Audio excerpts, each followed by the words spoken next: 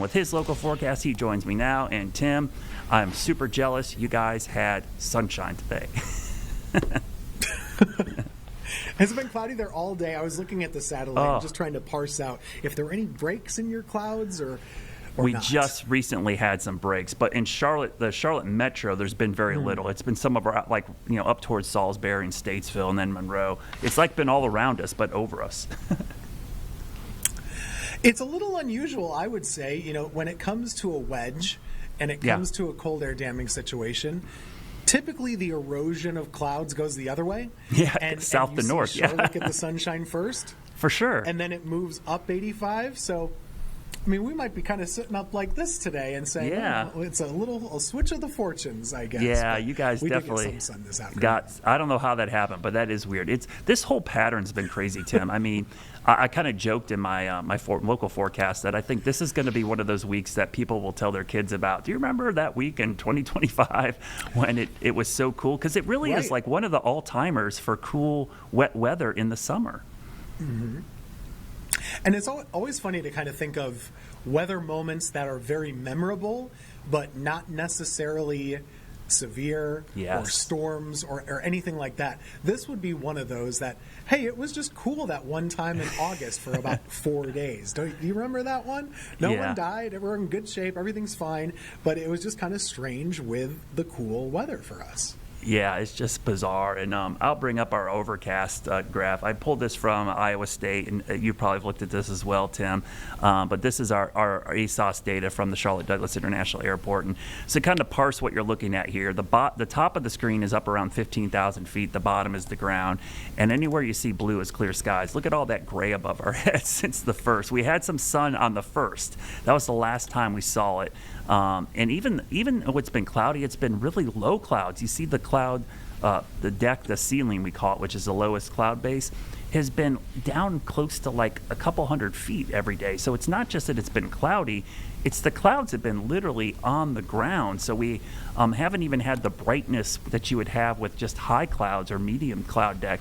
And I don't know, I have to look at records. There's very few overcast records that are hard to find, but that's a long stretch of not seeing the sun. If this was November, December, January, February, March, even April, I would be like, okay. But in the middle of summer, I just don't ever remember seeing overcast skies lasting this long for us.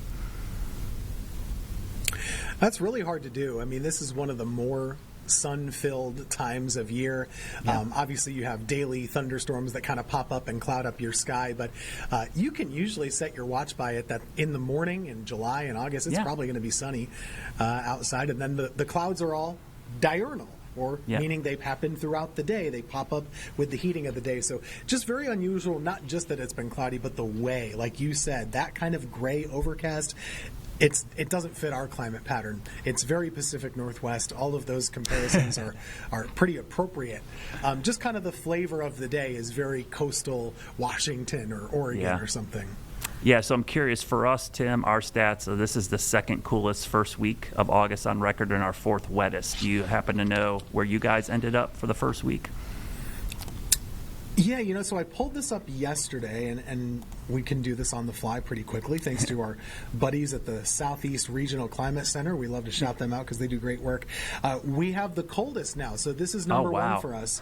August 1st through August 7th, 9.2 degrees below average for the mean temperature. So that's not the highs, not the lows, but we have the top coolest high temperature as well. The high temperature has been 12.8 degrees below average. That's that's incredible. Just astounding. Yeah, that's hard to do in the summer. Shattering records. Yeah, because in the summer we don't really have a lot of variability. Typically, I always tell people summer's our least extreme season because typically, a really hot day is like 5 or 6 degrees above normal, and a really cool day is like 5. To see double digit below or above that's why 100 degrees is a big deal for us as well, because that would be double digit above, and it's the equivalent of being like what we just had, 70-degree highs. So we've had these polar opposites literally in the last couple of weeks.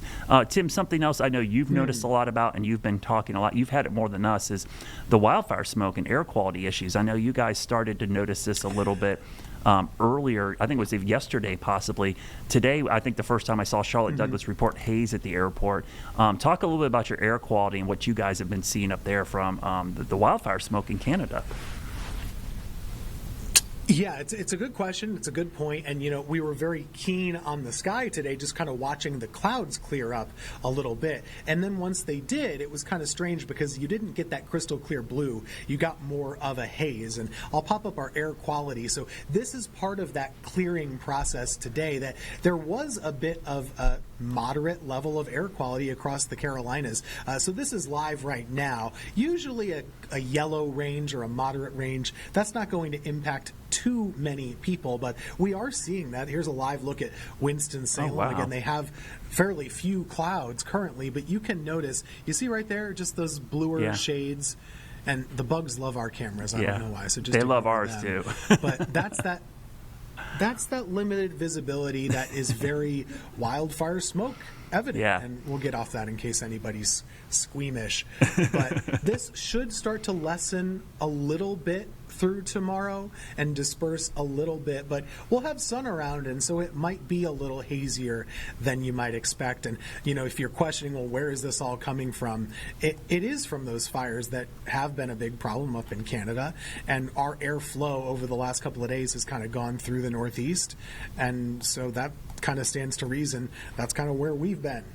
We see that air bringing itself down from Canada. Well, it's going to be able to bring some of that smoke down our way as well. So not terrible. It's not bringing back memories of the last couple of summers, at least not for me. But it is something that we haven't seen that much of recently, and just kind of going back to it, I guess. Yeah, and Tim, to your point, I think a lot of people don't realize how many fires are actually burning in Canada right now. And Jeb's going to punch up the graphic of the fires. These are all the source point fires for Canada. And just look at the number of fires in central Canada, northwest Canada, and up into Alaska. And most of that is burning in very rural, desolate, deep forest areas. And one of the interesting things about Canadian wildfires, we talked about this early, I think it was in June, one of our first shows, we brought a wildfire expert on, was a lot of the fires in Canada, unlike the United States, these are burning in uninhabited areas, and there's physically no way to fight them or no need to fight them because they're just so big. And so these fires will burn all summer until the first snow comes in some cases. So if the wind directions are right, Tim, this smoke could be an issue well into the fall and early winter before things start to stabilize up there. It's a different animal than down here in the United States, because like 80% of the Canadian population lives within 100 miles of the Canadian border. So when you go north or deep into Canada, there's nothing up there. And because these fires aren't threatening structures, there's no feasibility and reason to fight the fires. I do wonder, Brad, and maybe the expert mentioned this on the interview, I think a lot of people have the sense of, I don't remember this happening that much, 5, 10, 20 years ago. Has it been a thing that's always happened and we just didn't notice it quite so often?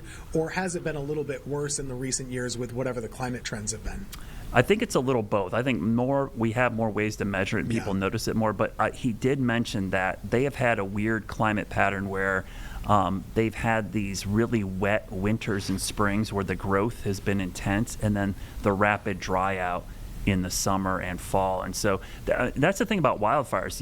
You need stuff to burn, so at some point you have to grow it, right? So there has to be a time period where you're getting underbrush and trees to grow. The other problem is these are boreal forests, which means a lot of them have that, kind of like eastern North Carolina, which I know you're familiar with, when you get those peat fires that burn underground, and they can burn like forever in those swampy areas of eastern North Carolina, that organic material. That happens in Canada as well. These fires can burn underground through the winter and then come back the following spring, because they'll come back up once the snowpack is gone. So it's a weird ecosystem that really prompts this, but the warming climate has definitely played a big role in that. So Tim, that's something we'll be watching. And for folks that will be looking for the clear skies, it's just not the sun we're looking for this weekend, Tim. We've got a full moon, and everybody loves a good full moon. It's the August full moon coming up. It's actually tonight into tomorrow.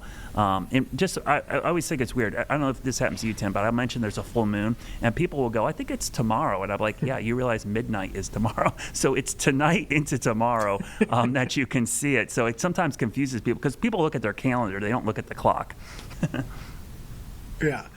I think it's technically full at about like 3:54 tomorrow morning.